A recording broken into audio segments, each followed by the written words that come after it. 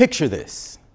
You're high above the ground, walking on a tightrope every single day.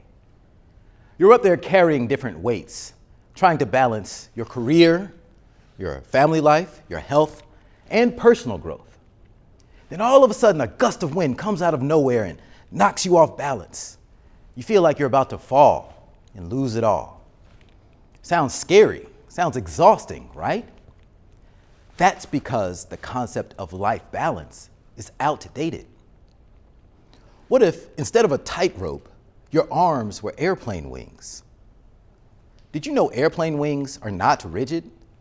They're always moving, making micro adjustments to navigate turbulence and keep your plane on course.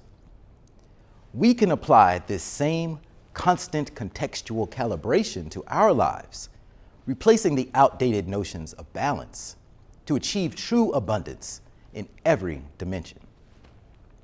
We've been sold this idea of life balance, as if we can simply shift weight from one side to the other and all of our problems are solved.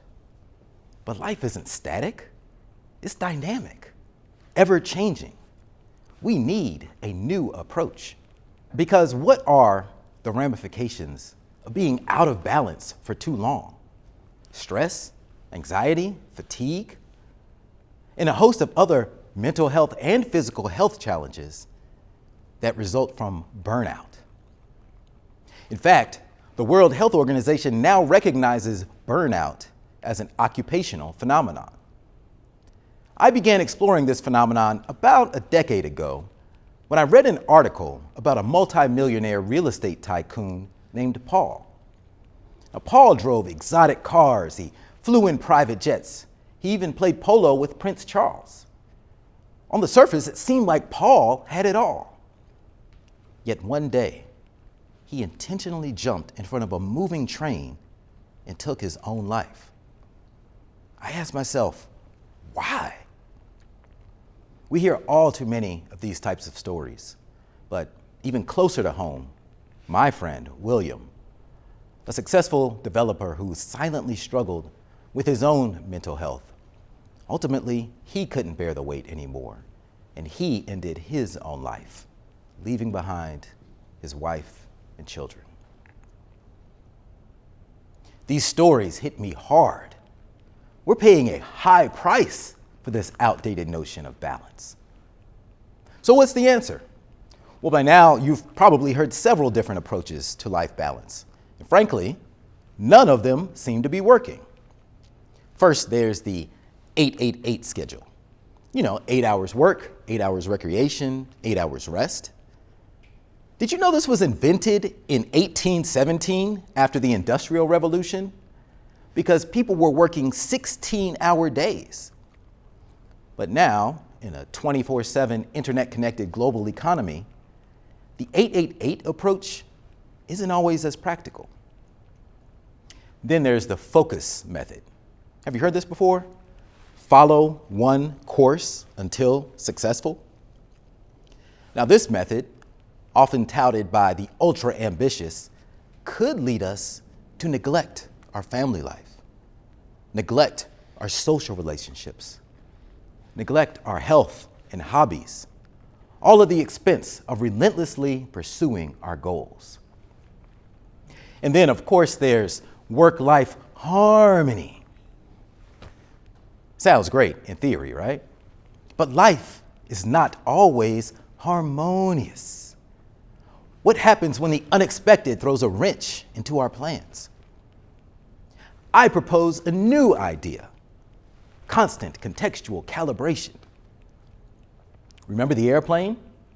Airplane wings are made up of smaller components, gears and flaps, continuously calibrating for flight conditions.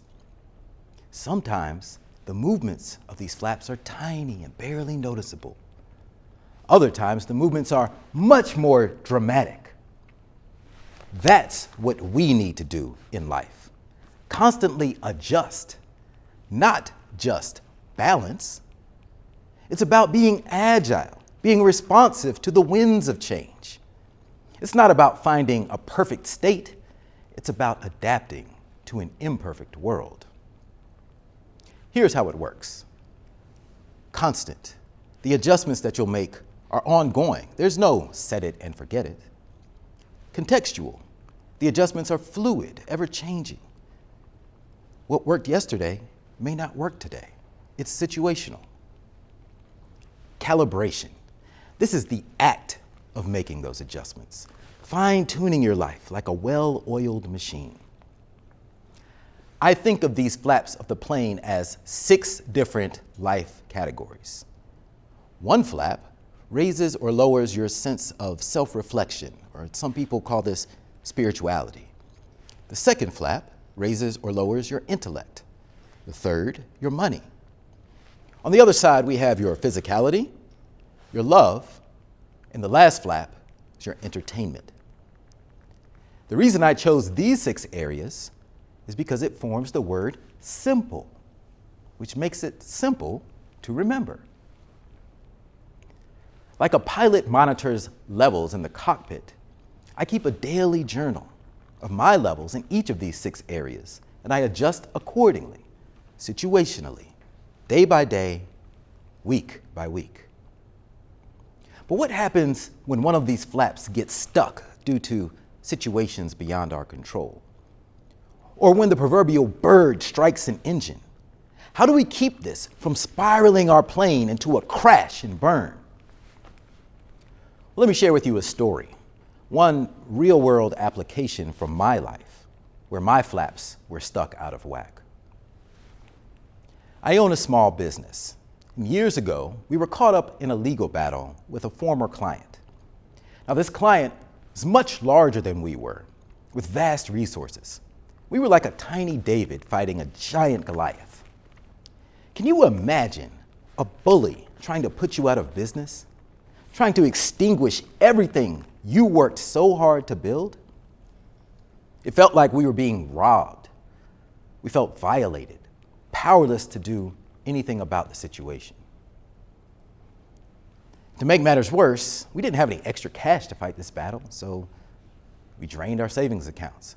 We took on extra debt just to pay our legal bills and keep the business afloat. As we contemplated the thought of losing it all, the stress levels mounted, and my wife suffered an anxiety attack. The situation consumed so much of my energy, I could barely think about anything else. My health started declining, my relationships suffered. I was always irritable, and I could barely be mentally present to enjoy the gift of my newborn son.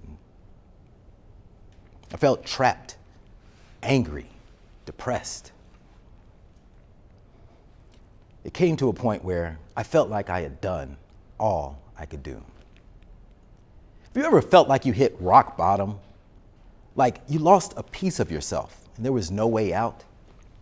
Well, in that dark place, I remembered the airplane wings, always adjusting, always recalibrating. And I decided in that moment that I would not let this financial nightmare drag me down in all the other areas of my life. So I did something in the midst of this chaos. I did something wild, something completely illogical, something I had never done before. I signed up to run a marathon. Now, mind you, I hated running. I grew up with asthma, I wasn't very athletic. Plus, running really hurts my knees. I used to see people signing up for races, and I would think to myself, why would you subject yourself to this self-torture? At the time, the thought of me running 26.2 miles was almost as absurd as me flapping my arms and hoping to fly to the moon. My friends thought I was nuts considering the crisis we were in, but I knew that I needed to take extreme and unusual action before I fell into the same trap as Paul, that real estate tycoon who sealed his own fate. Or like my friend William. As brutal as it was, I finished that marathon.